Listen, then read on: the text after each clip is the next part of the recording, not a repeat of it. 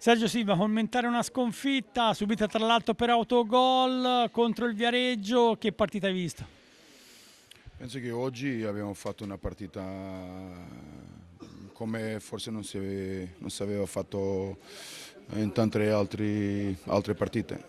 Abbiamo provato, avevamo di fronte una squadra ben costruita, ben messa in campo, però penso che, come si dice di solito, ai punti penso che la mia squadra non avrebbe demeritato una vittoria.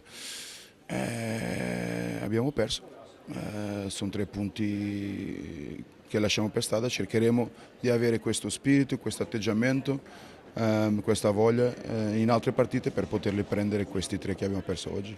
Sull'andamento della gara un continuo botta e risposta, magari un po' più attenzione difensiva. Sicuramente sì, principalmente sul 3 pari l'hanno costruita bene, lo sapevamo perché non lo sapevamo, forse dopo di aver fatto il 3-2 un pelino più di attenzione bisogna avere e non serve cercare subito di fare un altro. In questo caso abbiamo perso forse un pochino la concentrazione perché siamo passati sopra e si è preso un gol bello, l'hanno costruito bene ma secondo me l'abbiamo lasciato noi. Lì secondo me è l'errore più grande che abbiamo commesso. Il resto poi i ragazzi hanno provato, hanno giocato, penso che non abbiamo avuto